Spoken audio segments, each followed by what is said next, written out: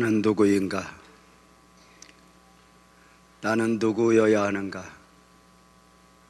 나는 무엇으로 사는 사람이어야 하는가? 우리 빛나교회 공동체가 예배할 때마다 수없이 반복하여 받고 있는 본질적 질문입니다. 이 본질적 질문에 구약의 복음서라 칭함을 받는 룻기서를 매 주일 묵상하면서 그 답을 만나보려 합니다. 나도 몰랐던 나라는 말이 있습니다. 하나님의 뜻과 섭리 가운데 나도 몰랐던 나가 내 안에, 내 삶에 담겨 있다는 것입니다. 내가 아는 나, 내가 원하는 나 말고 하나님이 원하시는 나, 하나님만이 아시는 나가 내 안에, 내 삶에 담겨 있는 것입니다.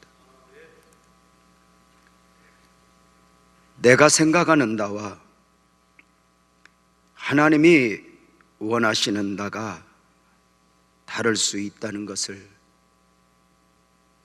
아십니까?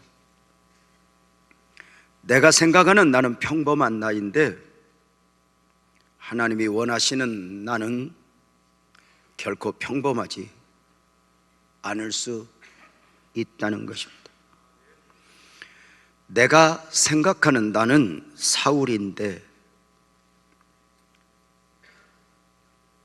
그래서 사울로 살고 싶은데 어느 날 하나님이 원하시는 나는 바울이어야 한다는 것입니다. 내가 생각하는 나는 시몬인데, 그래서 갈대처럼 이렇게 흔들리고 저렇게 흔들려도 되는 줄 알았는데 하나님이 원하시는 나는 반석 베드로여야 한다는 것입니다. 내가 생각하는 나는 아브라함인데 하나님이 원하시는 나는 아브라함 열국의 아비로 살아야 한다는 것입니다. 내가 생각하는 나와 하나님이 원하시는 나가 내 안에, 내 삶에 담겨 있다면 오늘 나는 어떤 나로 살아야 하는 것일까? 정답은 내가 생각하는 나보다 하나님이 생각하는 나로 살아내야 한다는 것입니다. 문제는 어리석은 우리는 내가 생각하는 나에 매여 내가 원하는 나로 살아가고 싶다는 것입니다. 그래, 작은 자로, 평범한 자로, 바울이 아니라 사울로, 나는 베드로로 살 수 없어, 시몬으로 살 거야, 적당히 타협하며 살아가는 것입니다. 시험에 들어도 되는 자로, 분노해도 되는 자로, 적당히 믿어도 되는 사람으로 살아가고 싶다는 것입니다. 오늘의 그 평범한 나의 모습 안에서 자신의 미래까지 결정을 지어버리면서 말입니다. 과거에도 평범했고 지금까지 평범하니 앞으로도 평범할 것이라고 말입니다. 지난주 설교에서 젊은이들을 향하여 했던 말씀에 한 성도께서 감동이었다 했습니다. 젊음의 시기는 미래를 준비하는 시간들이어야지 즐기는 시간들이 아니어야 한다고 했던 말씀입니다. 미래를 준비해야 하는 젊음의 시기에 즐기는 쪽으로 삶이 길들여지면 언젠가 슬픈 눈물을 흘릴 수 있다고 말입니다. 젊음의 때는 그냥 사는 것이 아니라 내 삶을 만들고 길들이는 시간들이라고 말입니다. 젊을 때에 그 삶을 가볍게 만드는 사람들은 그렇게 삶이 길들여져 미래마저 그렇게 작아지게 되어버린다고 말입니다.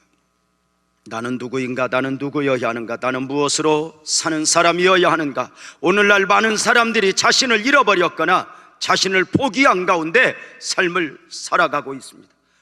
누군가를 핑계하며 환경을 핑계하며 적당한 선에서 말입니다.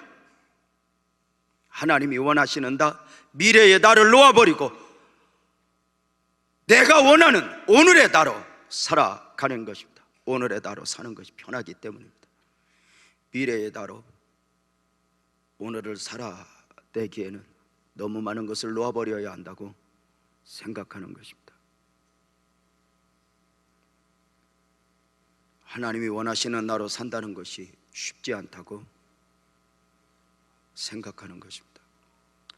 인생의 참된 회복은 가난하다가 부자가 되는 것이 아니라 하나님이 원하시는 나로의 삶을 살아내는 것입니다. 오늘부터 매주일 낮에 묵상하게 될 룻기서의 시대적 배경을 1장 1절은 이렇게 시작합니다. 사사들이 치리하던 때에 라고 말입니다. 사사들이 치리하던 때라 했는데 여호수아가 가나안 정복전쟁을 끝나고 죽으면서 사사시대가 시작되니 사무엘 선지자 등장 때까지입니다. 사사시대 당시 사람들의 삶을 성경은 무엇이라 말하고 있습니까? 사사기 17장 6절에 보면 사람마다 자기 소견에 옳은 대로 행하였더라 입니다. 사람마다 하나님을 아는 사람들마저 자기 소견에 옳은 대로 행하였더라. 자기가 자신의 삶의 왕이 되어 살아가는 세대입니다. 하나님도 알고 예배도 드리는 자이지만 하나님이 무엇을 원하느냐보다 자기가 무엇을 원하느냐가 중요한 사람들이 되어 있는 것입니다. 중요한 결정을 내리거나 선택을 할 때 하나님이 무엇을 원하는가가 전혀 고려되지 않는 것입니다. 하나님을 알지만, 하나님을 믿지만 하나님이 원하시는 나가 아니라 내가 원하는 하나님이어야 한다고 생각하는 것입니다. 하나님이 원하는 나보다 내가 원하는 하나님이어야 한다고 생각하니 결국 자기 소견에 옳은 대로 행하였더라. 자기가 자신의 삶의 왕이 되어 있는 것입니다. 사람들이 하나님의 원하심보다 자기가 원하는 대로의 삶을 선택하고 결정하는 이유가 무엇입니까? 무엇인가? 하나님 말씀대로 믿음으로만 살기에는 버겁다는 것이요, 또 이 멋진 세상에서 하나님 말씀만 지키고 따르기에는 손해볼 것이 많다고 생각하는 착각입니다. 마치 마귀가 선악과 앞에서 아담에게 너 이 선악과 먹어라, 먹으면 하나님같이 된다, 하나님같이 될까봐 하나님이 먹지 말라 한 것이다, 너 이거 먹으면 즐거움도 있고 성취도 이룰 수 있고 쾌락도 있는데 네가 그것을 알까봐 하나님이 이거 못 먹게 한 거다. 그리고 먹어버립니다. 무엇인가 하나님의 말씀을 지키면 울타리 안에 갇혀있는 듯한 착각을 마귀가 심어주는 것입니다. 그래, 하나님을 안 믿을 수는 없고 요령껏 믿어보고 요령껏 살아가니 자기 소견에 옳은 대로입니다. 문제는 자기 소견에 옳은 대로 내가 원하는 대로의 삶을 살았다면 삶이 더 풍성해져야 하는 것 아닐까? 그러나 사사시대의 현실은 국가적으로나 개인적으로 혼돈과 공허의 세대가 되고 말았습니다. 사사시대를 요약하면 수많은 범죄 가운데 7번 심판, 7번 회개, 7번 용서의 반복입니다. 놀라운 것은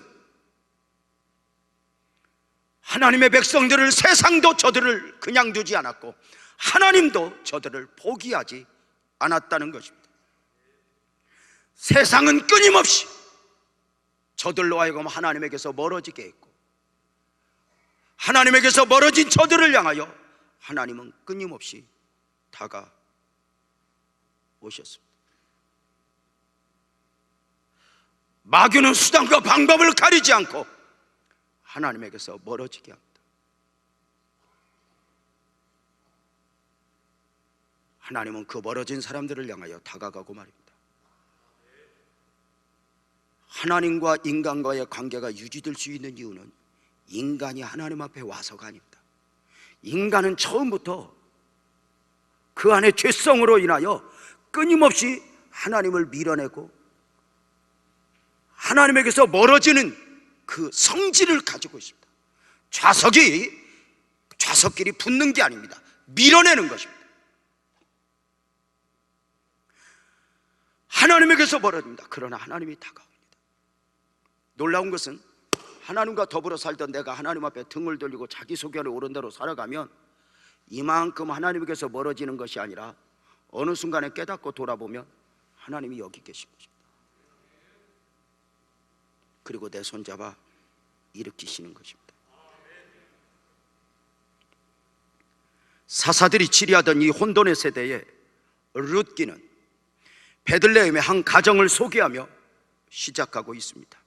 남편 엘리멜렉, 아내 나오미, 두 아들 말론과 기럨입니다. 여기서 우리는 하나의 궁금증을 해소하고 말씀을 계속 들어야 합니다. 유다 베들레헴에는 많은 가정들이 살고 있었습니다. 그런데 그 많은 가정들 중에 왜 이 가정이 소개되고 있냐는 것입니다. 그 가정에 하나님의 비전, 하나님의 섭리, 하나님의 기대가 심겨져 있었기 때문입니다. 한 가정의 어느 순간 나도 모르는 나가 담겨진 것입니다. 물론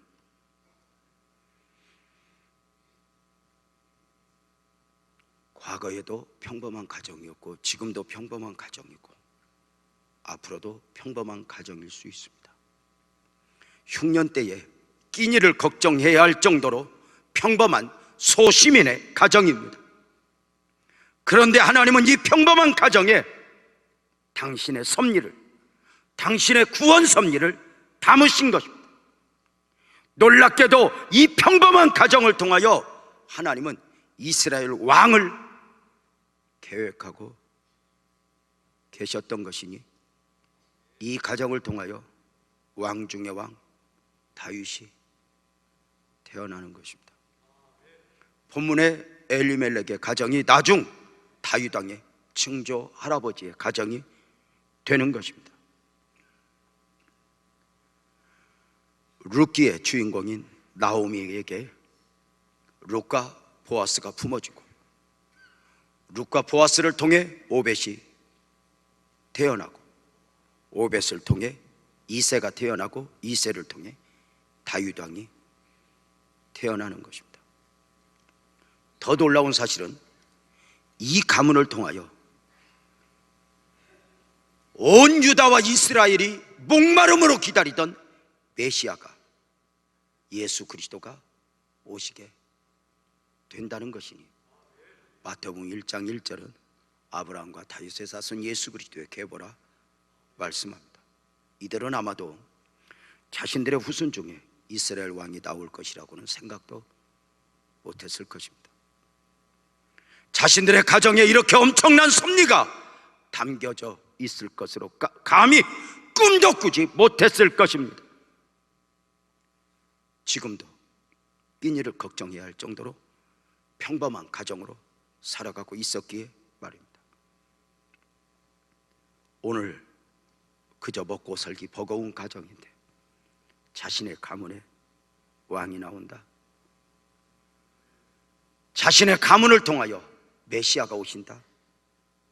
상상하기 힘든 경우 아니겠습니까? 27년 전 십자가도 없이, 제대로 된 간판 하나 없이 심겨졌던 우리 빛나교회 공동체가 오늘 우리가 이렇게 함께 예비하는 공동체로 큰 은혜를 입었습니다. 지나온 27년의 나날들을 돌아보면 참으로 많은 일들이 있었습니다.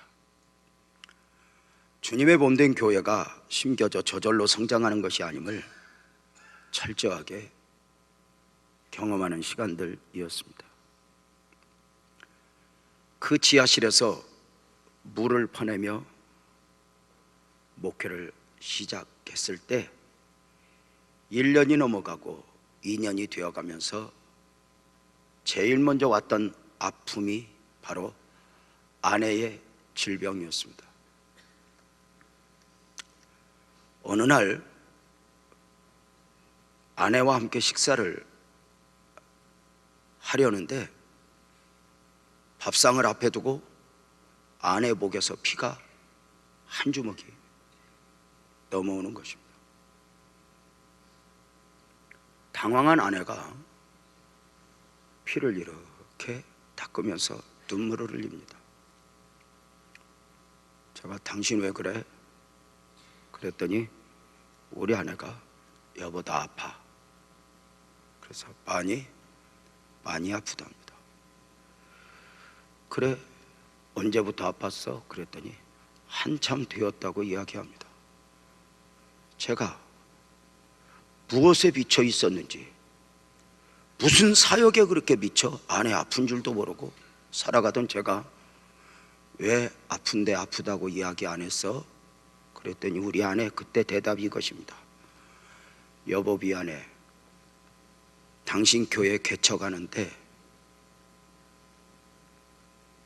내가 당신 목회에 짐이 될까 봐 무서웠어. 내가 아파서 미안해.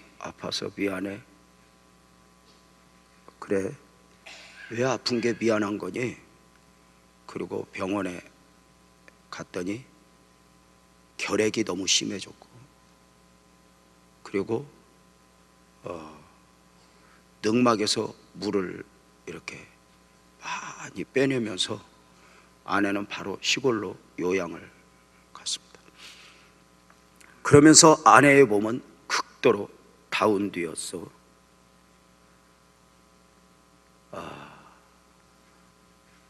어미가 어미보다는, 아내가 아내보다는, 교회의 사모보다는 질병과 씨름해야 하는, 자신의 몸 하나 감당하기 힘든 사람으로 살아가야 했습니다. 그렇게 몸이 약해져 있던 아내는 약한 가운데서도 언제나 보면 적어도 그 침상에서 주님을 사랑하고 교회를 사랑하며 언제나 힘을 다해 말씀을 묵상하고 찬송하고 기도하였습니다. 그렇게 몸이 약하다 보니 침상에 있는 시간이 많아지고, 기도하다 어느 순간 이렇게 엎드려 이렇게 자고 나면 종종 아내는 꿈을 꾸곤 했습니다. 습관적으로 아내는 꿈을 꾸고 나면, 그리고 유난히 내가 하고자 하는 기도가 아니라 하나님이 시키는 기도를 했다 싶으면 습관적으로 개척 전부터 노트에 적곤 했습니다. 그러다 언젠가 이렇게 이야기합니다. 그 아픈 아내가, 목사님, 하나님이 우리 교회를 크게 쓰신대요. 하나님이 나중에 우리 교회에 성전을 주시는데요, 도심 한 중앙에 성전을 건축하게 하신대요. 그래서 제가 지하실 때부터 목회하면서 교회가 커지는 건 그만두고 그저 이렇게 사역할 수 있다는 것도 감사해서 더 큰 그림을 그릴 자신이 없었던 저는, 제가 우리 아내 보고 네가 목회를 해라.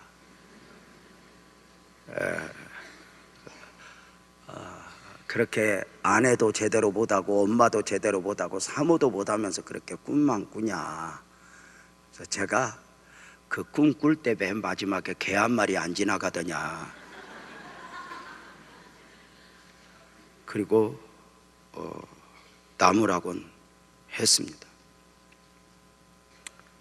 이동 성전을 건축하기 위해 땅을 매입하고 성전을 건축하는 과정 중에 아내가 자기가 본 곳은 여기가 아니랍니다. 하나님이 또 다른 곳을 주실 거라는 것입니다. 제가 그 이동 성전도 작은 성전이 아니었기에 그렇게 말하지 말라고. 몸이 아파 아내 노릇도 제대로 못하면서 쓸데없는 꿈만 꾼다고 책망하곤 했습니다. 그 당신은 꿈만 꾸면 되냐고.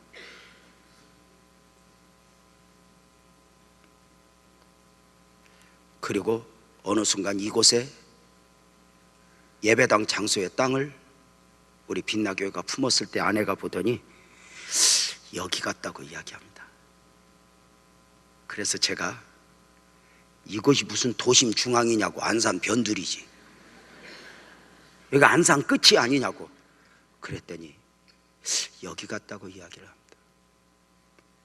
그리고 어느 날 이 길 건너 송산 신도시가 발표가 되었고, 그 송산 신도시와 연결하는 다리가 교회 앞에 완공되어 가고 있습니다. 아내를 통해 오랫동안 품게 하셨던 하나님의 비전들이 현실이 되어가고 있는 것입니다. 요새는 제가 절대로 안 깨웁니다. 계속 자라고 이야기합니다. 밥 안 줘도 괜찮습니다. 너무도 평범했던 27년 전의 작은 교회에 하나님의 섭리가 심겨져 있음을 누가 알 수 있었겠습니까? 우리는 울어야 하고 아파야 하고 힘들어야 하는 줄 알았는데, 하나님은 그 고난의 터널을 통해 당신만이 그릴 수 있는 그림을 우리 삶에 그려내기 시작했습니다. 더 놀라운 것은 그것을 하나님만이 아시는 게 아니라 누군가에게 마음을 주시어 그것을 품고 누군가에게 기도로 준비하게 하셨다는 것입니다.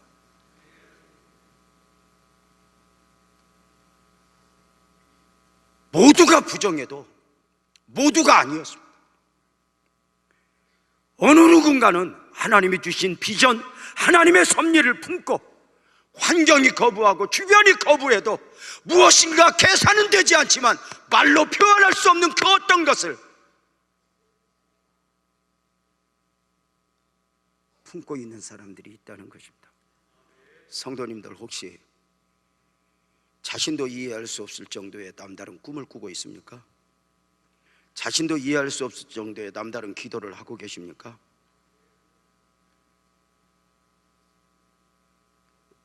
모든 상황 가운데서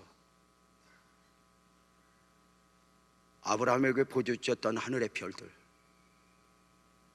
아브라함에게 하셨던 약속의 말씀들, 여러분에게 있다면 그걸 품어내셔야 할 것입니다. 여러분의 목사인 저는 5살 때 아버지가 돌아가셨고 8살 때 어머니가 돌아가셨습니다. 아버지, 어머니 모습도 기억에 잘 나지 않습니다. 그래 저는 우리 주변의 어른들이 오래 살아계시면 그거 하나만으로도 감격이곤 합니다.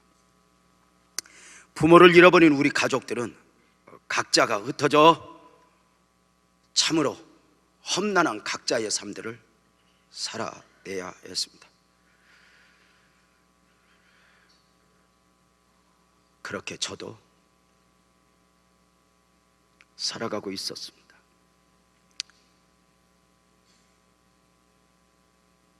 19살 되던 때였습니다. 저는 중학교 1학년 2달 다니다 말고 공장에 갔었고, 공장에서 몇 년 있다가 나와서 여러 가지 일들을 하는 중에 참으로 소망 없는 삶을 살아내고 있을 때, 당시 기도를 많이 하던 누나가 4시간이나 버스를 타고 와서, 지금 사모가 되어 있는 누나인데 4시간이나 버스를 타고 와서 비가 얼마나 쏟아지는데 저에게 이렇게 이야기합니다. 동생, 내가 기도를 참 많이 했는데 하나님이 우리 가족 중에 목사를 한 명 세우신대. 근데 내가 기도하다 보니 동생인 것 같아. 내가 이걸 오랫동안 품고 있었는데 오늘은 말 안 해주면 안 될 것 같아서 내가 이렇게 왔어. 그리고는 나 갈게. 그리고 가요. 4시간 또 차 타고. 제가 화를 냈죠. 왜 나한테 그러냐고, 왜 나냐고. 근데 어찌 생각하니까 우리 형들은 아닌 것 같고 불안하더라. 제가 그랬잖아요.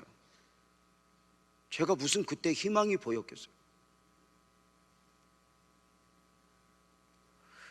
누구나 가질 수 있는 생각, 부자가 되었으면 좋겠다, 잘 살았으면 좋겠다, 이런 생각은 있었지만 그것이 어찌 비전일 수 있겠어요.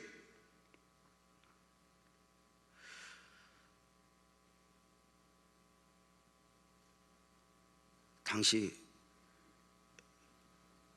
상상도 할 수 없었던 저는 지금 목사가 되어 있습니다. 당시 19살의 유재명이라는 삶의 그릇에 하나님이 무엇을 담아두셨는지 저는 몰랐습니다. 19살의 유재명 안에는 살기 힘들어하고 남다른 고생만 하는 유재명이만 담겨있는 줄 알았습니다. 그 19살 그릇에 40년 후 오늘의 유재명이가 담겨있음을 감히 그림으로도 그려낼 수 없었습니다. 그러나 하나님은 아셨고, 기도하던 누나에게 느끼게 하셨고, 다른 사람은 다 포기하고 나도 나를 포기했는데 그것을 느꼈던 누나는 포기하지 않고 붙들고 씨름하게 하셨습니다.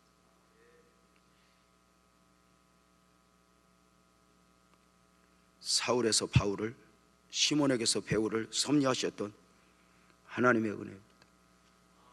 노예로 팔려와 노예 생활 10년째 하고 있던 요셉의 삶에 애굽 총리의 비전을 담아두셨다고 누가 그림을 그려낼 수 있겠습니까? 노예 생활 10년 마쳐질 때쯤 억울하게 누명을 쓰고 감옥에 가서 죽느냐 사느냐 3년째 감옥 생활하고 있는 요셉의 삶에 그 자리가 하나님의 역사의 현장이 될 것을 누가 감히 상상할 수 있었겠습니까? 하나님은 목동 다윗이라는 삶의 그릇에 이스라엘 왕 중의 왕을 담아두셨습니다. 쫓겨난 미디안 광야에서 40년째 방황의 삶을 살아가고 있는 모세에게 출애굽 사명이 담겨 있었습니다. 사랑하는 성도님들의 경우에는 어떠할 것이라고 생각하십니까?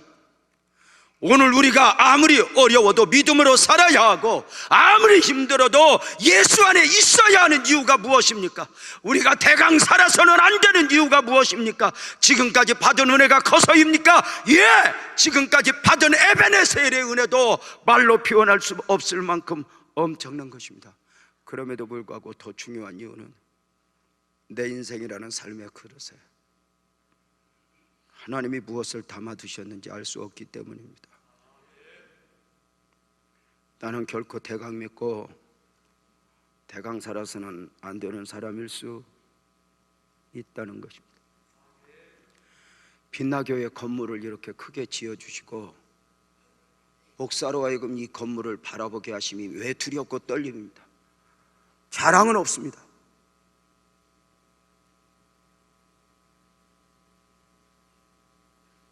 지금까지 수고했기 때문에, 너희가 믿었기 때문에 이 예배당을 주신 것이 아니라 이 예배당을 주신 하나님의 기대가 있다고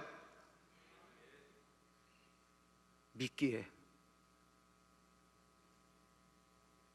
자랑일 수가 없습니다. 나를 주목하신 하나님, 물론 내 가정도 지금의 내 인생도 지극히 평범할 수 있습니다. 겨우겨우 먹고 사는 정도, 자식 공부 겨우겨우, 학원도 제대로 보내지 못하고 그저 살아가는 가정일 수 있습니다. 사람은 가능성이 있어야 한다고 이야기하고 재료가 좋아야 좋은 작품을 만들어낼 수 있다고 하지만 우리 하나님은 아닙니다.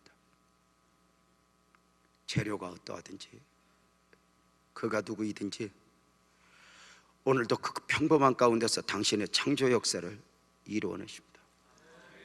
아브라함도 평범했고 다윗도 평범했고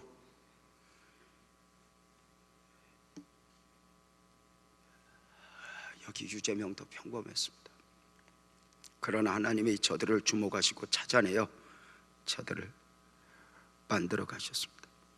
다른 사람이 봐도 내가 나를 봐도 별것 없습니다. 그런데 믿음이 무엇인 줄 아십니까? 나는 여호와 보시기에 존귀한 자라. 어느 날부터인가 누가 나를 어떻게 보나, 내가 나를 어떻게 보나가 아니라 하나님 앞에서 나를 보기 시작합니다. 그래서 외치는 것입니다. 나는 여호와 보시기에 존귀한 자라. 세상이 아니라 나는 우리 교회 젊은이들이 그렇게 하나님 앞에서 나였으면 좋겠어요. 좀 취직이 안 되어도, 앞길이 좀 어두워도 상관없이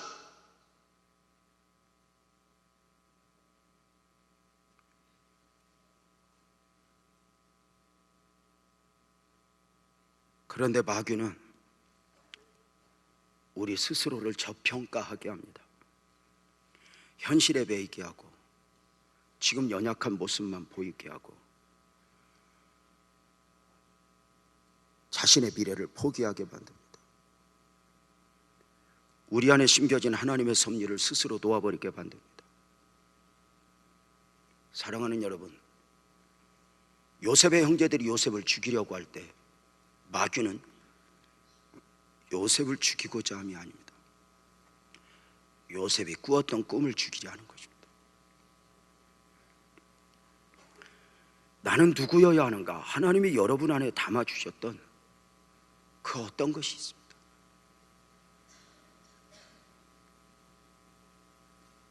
그런데 마귀는 자존감을 깨트립니다. 너 지금까지 안 됐으니 앞으로도 안 될 거야. 지금까지 얽혔으니 앞으로도 얽힐 거야. 자존감이 무너지고 깨어지면 하나님의 그 어떤 섭리도 담아줄 수가 없습니다. 그래서 하나님은 언제나 당신의 뜻을 이루실 때 자존감부터 회복시킵니다. 가나안 정복을 앞두고 두려워하고 있는 여호수아에게 두려워하지 말라, 놀라지 말라, 내가 너와 함께함이니라. 내가 모세와 함께 있던 것처럼 내가 너와 함께 할 거야. 너 두려워하지 마, 너 놓아버리지 마. 자존감을 회복시킵니다. 왜?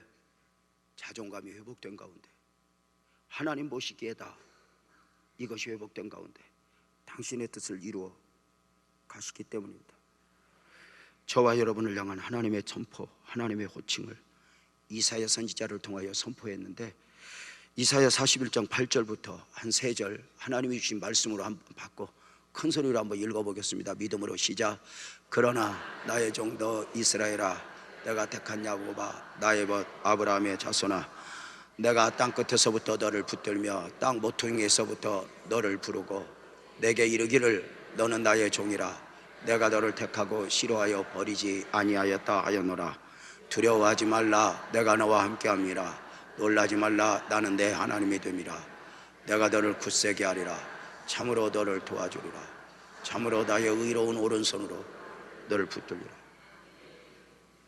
하나님이 붙드시겠다고 선포했던 대상은 잘난 사람들이 아닙니다.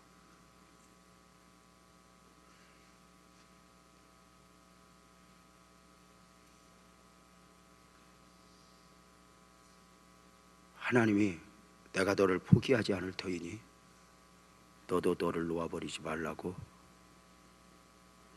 말씀하십니다. 문제가 있습니다. 내 삶에 담겨진 하나님의 섭리는 시련을 먹고 완성되어 간다는 것입니다.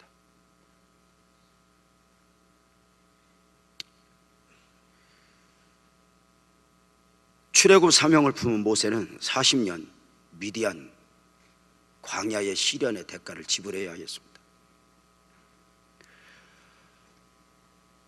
하나님이 담아주신 꿈을 품은 요셉은 노예 생활 10년, 감옥 생활 3년의 과정을 견뎌내야 했습니다. 시련을 먹고 완성되어가는 하나님의 섭리입니다. 하나님이 주목하신 가정에,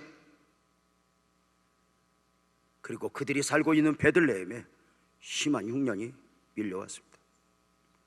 그 흉년 가운데 저들은 어떻게 했다고 룻기서 1장 1절은 소개하고 있습니까? 사사들이 치료하던 때 그 땅에 흉년이 되니라. 유다 베들레헴에 한 사람이 그의 아내와 두 아들을 데리고 모압 지방에 가서 거류하였는데입니다. 한 가정이 베들레헴을 떠난 것입니다.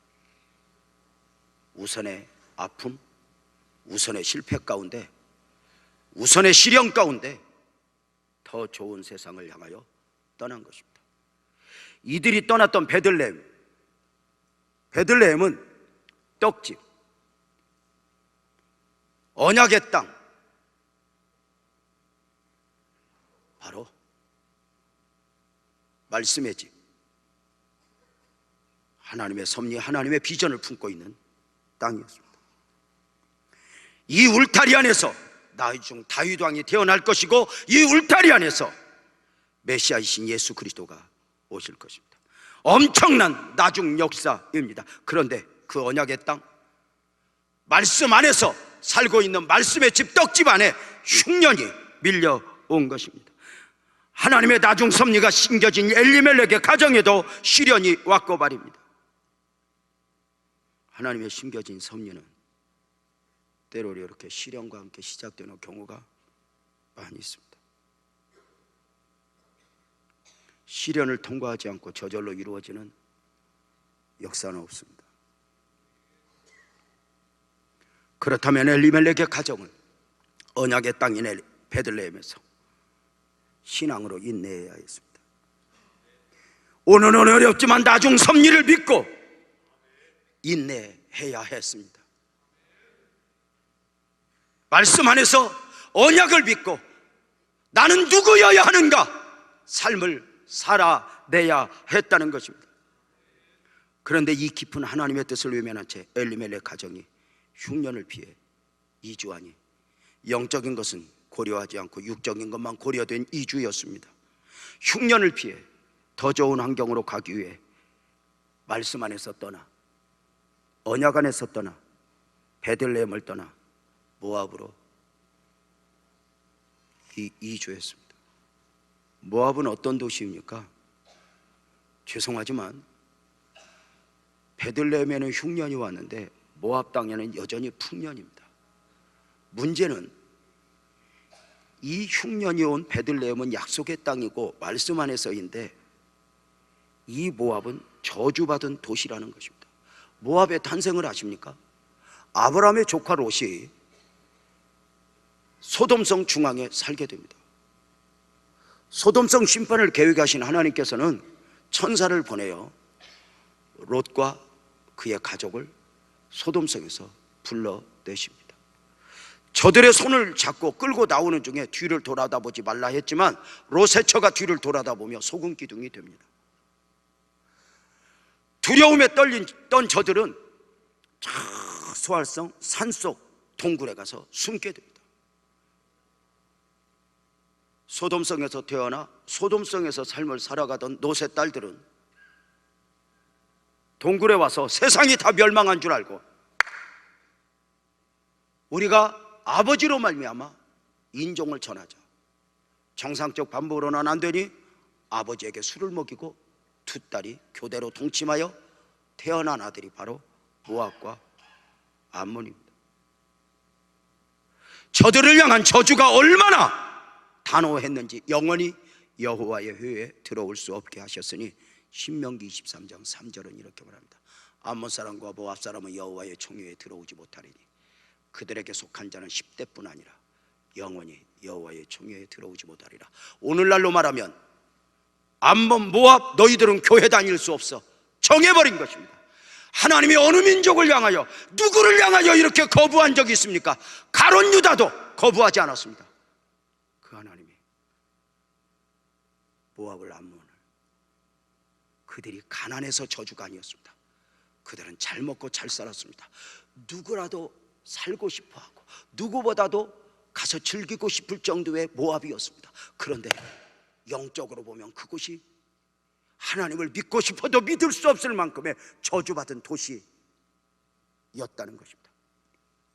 그런데 말씀 안에서 언약 안에서 살아야 될 이 가정이 육신의 풍요를 쫓아 저주받은 땅으로 들어가는 것입니다.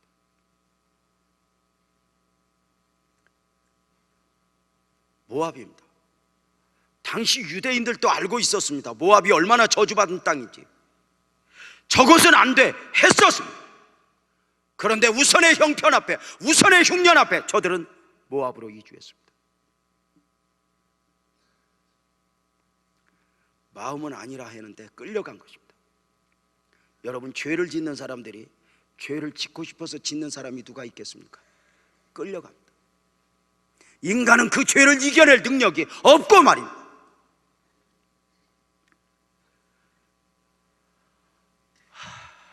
놀라운 것은 당시 상황 가운데서 베들레헴을 떠나 모압으로 이주한 가정들은 참 많이 있었습니다.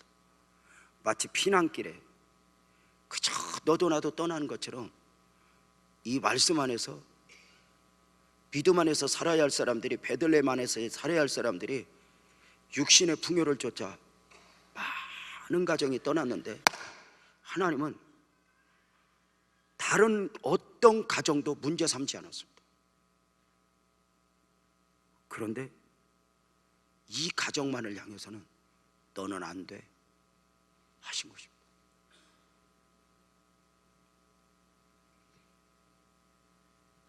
다른 사람이 대강사라도 그냥 두시던 하나님이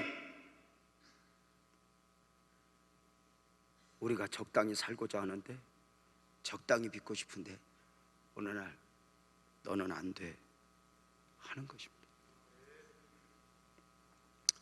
우리는 다른 사람들도 그렇게 믿으니 나도 이 정도 믿으면 좋잖아요, 내가 이 정도 믿어주면 되잖아요, 적당히 타협하고 싶은데 아닌 걸. 너는 안 돼.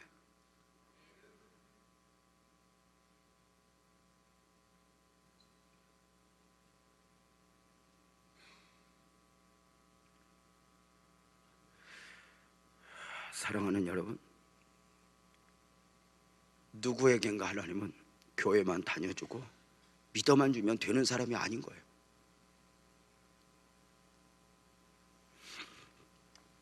다른 사람들이 다 자기 마음대로 대강사니 나도 그렇게 살고 싶은데 어느 날 마음속에서 아담을 향하여 아담아 내가 어디 있느냐 하듯이 오늘 나를 향하여 찾아와 끊임없이 도전하는 거예요. 너는 누구니? 저들은 풍요를 쫓아갔습니다. 더 잘 살겠다고. 불신앙적 선택의 결과가 어떻게 나타납니까? 모압으로 이주하자마자 엘리멜렉이 죽었습니다. 룻기서 1장 3절에 보면 나오미의 남편 엘리멜렉이 죽고 이렇게 말합니다. 풍요를 쫓아왔는데 풍요는 노려보지 못한 채 사망의 고통이 이 가정을 지배한 것입니다. 적어도 이들의 가정의 삶의 터전은 모압이 아니었다는 것입니다. 저들은 어디에라도 살고 싶은 대로 살아도 되는 사람이 아니었습니다. 예수를 믿든지 안 믿든지 잘 살기만 하면 되는 사람이 아니었습니다. 기도를 하든지 말든지 집만 한 채 지어놓고 아파트만 한 채 분양받아 놓으면 사라지는 것이 아니었다 했다는 것입니다. 나는 누구여야 하는가? 그런데 사람이 한번 자신의 삶에 악수를 두게 되면 이것이 또다시 반복하게 될 가능성이 있다는 것입니다. 사랑하는 여러분, 어떻게 생각하십니까? 잘 살겠다고 모압으로 왔는데 남편이 죽었으면 이제 돌아가자, 우리가 살아야 할 곳은 이곳이 아니야, 이래야 정상 아니에요? 그런데 마음은 원이지만 누군가의 시선, 형편을 핑계하며 모압에서 두 아들을 결혼시킵니다. 아예 둥지를 틀기로 작정한 것입니다.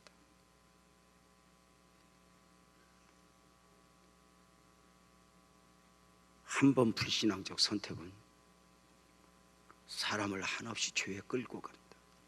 한 번이 문제입니다. 한 번.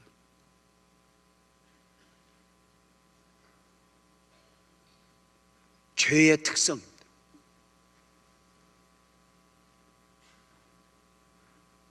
조금은 세속적 표현일지 모르지만 이런 말 들어보셨어요? 바람을 안 피는 사람은 있어도 한 번 피는 사람은 없다. 이 수준 있는 말을 알아듣나 몰라. 죄의 성질입니다.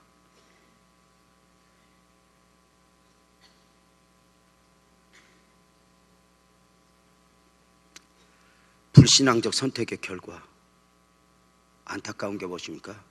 결혼을 시켰던 두 아들이 죽게 되니 룻기서 1장 5절에 보면 말론과 기론 두 사람이 다 죽고, 그냥 말론과 기론 두 사람이 죽고 그러면 되는데 다 죽었대요. 더 이상 희망이 없어 보이는 거죠. 남편과 두 아들을 잃어버린 나오미의 마음이 무엇이었을까? 그는 나중 룻기서 1장 20절에 보면 자신의 삶을 이렇게 표현합니다. 나를 나오미라 기쁨이라 부르지 말고 나를 말하라 쓴물이라 부르라. 괴로운 인생이 되어버린 것입니다. 나중에 깨달아 알게 되겠지만 남편이 죽고 자식이 아파서 죽은 게 아닙니다.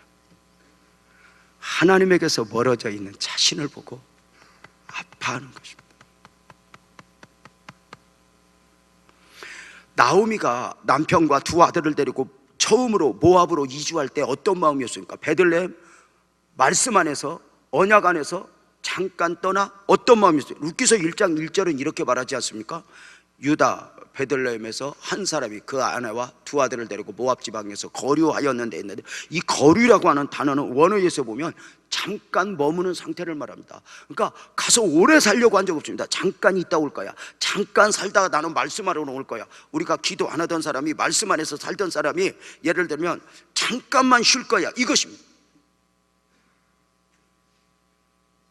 그런데 저들이 잠깐 있다 오고 싶었는데 하루하루 미루다 남편 죽고 두 아들 죽고 10년을 머물게 됩니다. 돌아오고자 하는 마음은 없었을까? 아니요, 있었어요. 그런데 왜 돌아오지 못했어요? 마음이 없어서 아닙니다. 뭘까요? 모압이 저들을 놓아주지 않은 것입니다. 세상이 사람을 한번 물면, 죄가 사람을 한번 붙들면 이 죄는 사람을 쉽게 도와주지 않습니다. 우리의 삶이 한번 세상으로 길들여지면 물 한 바가지 오염되면 이 오염된 물을 정화시키는데 100도라무의 물이 필요합니다.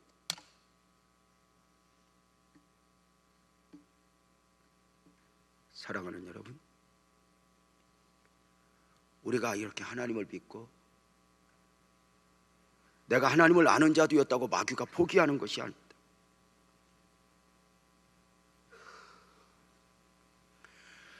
나를 붙들고 있는 그 세상에서 돌아온다는 것은 정말 쉬운 일이 아닙니다. 탕자가 그러했던 것처럼 우리는 일어나야 하고 돌아와야 합니다. 그래야 내 안에 심겨진 하나님의 섭리가, 하나님의 뜻이 성취될 수 있습니다. 나는 누구인가? 나는 누구여야 하는가? 나는 무엇으로 사는 사람이어야 하는가? 오늘 말씀은 몇 가지를 질문하면서 시작되었습니다. 왜 룻기서는 많은 가정들에게 이 가정을 소개하고 있냐고 말입니다. 다른 가정들은 문제 삼지 않으면서 왜 이 가정만 문제 삼냐고 말입니다. 모압에서 10년, 저들은 그냥 돌아오지 못한 것이 아니라 모압이 도와주지 않았다고 말입니다.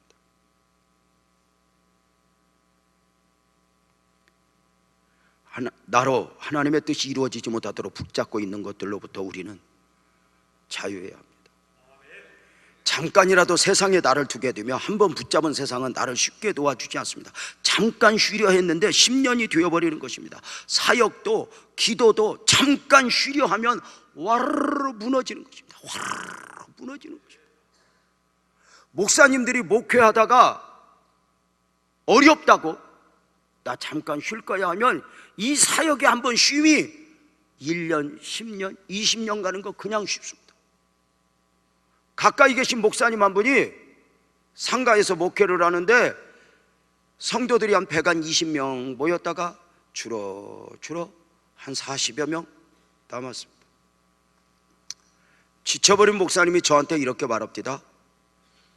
선배, 나 그만 목회 쉴까?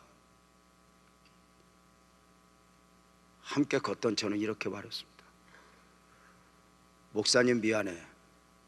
아무리 어렵고 힘들어도 목사님 마음대로 십자가 내릴 권리 없어.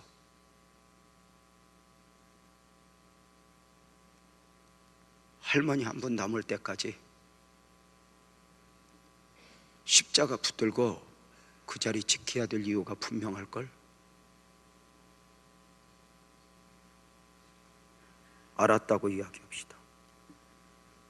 잠깐 쉬면, 잠깐이 순식간에 5년 10년 가는 거죠. 여기 우리 예배하고 있는 하얀 머리 이용순 할매, 저분이 젊을 때부터 얼마나 예수를 열심히 믿었냐면, 핍박하는 남편 앞에서도 나는 교회로 꼭 가야 된다고 교회 가려고 신발 신을 때 남편이 망치로 머리를 탁 때려서 깨졌는데, 그 줄줄 흘리는 피가 흘리는 머리에 수건으로 싹 쌓이고, 병원으로 간 게 아니라 예배당으로 와서 나는 예배 드려야 된다고 이러고 왔을 만큼 믿음을 지키던 저 할매가 안산으로 와서, 이 안산 이 신도시 복판 도리섬에 이사 와서 주변이 그렇게 재미있게 사는 모습을 보고 한순간 믿음을 놓았어.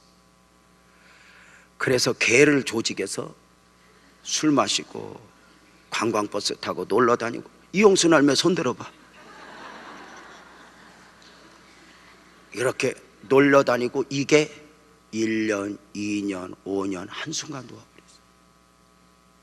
그리고 그때 이용순 신앙 다 놓아버린 그가 우리 집사님 미용실에 머리하러 왔다가 나는 누구여야 하는가? 나는 교회 가야 하는데, 그리고 지하실 예배당을 왔습니다. 그렇게 오래간만에 돌아와서 믿음이 회복된 그는 자기 자신을 확인하고, 그때 같이 술꾼이었던 구두선이 오고,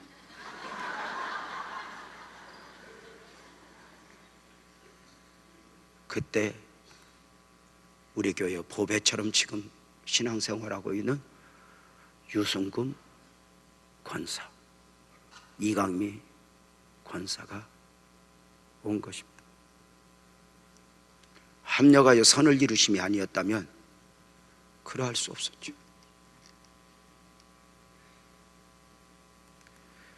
무엇을 알 수 있습니까? 하나님은 당신의 섭리를 포기하지 않는다는 것입니다. 요나에게 그러하셨듯 반드시 이루어내시는 것입니다.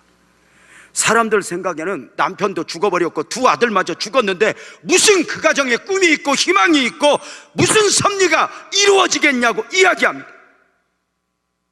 왜요? 사람은 가능성이 있는 가운데 무엇인가를 그려낼 수 있기 때문입니다. 그런데 창조자 하나님은 그 다 무너진 그 가정에 당신의 뜻을 펼치기 시작합니다.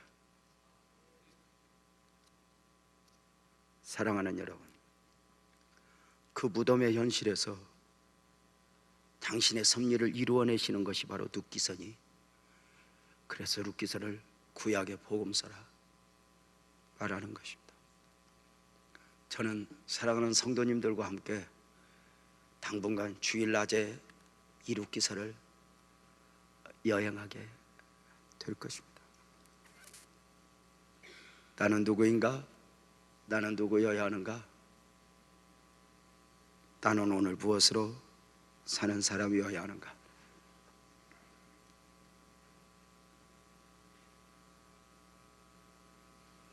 유난히 힘든 성도들이 있지만 어느 날 저는 슬퍼하지 않기로 했습니다.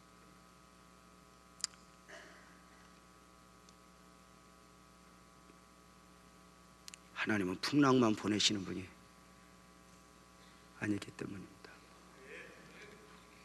여러분, 일어나셔야 될 이유가 분명합니다.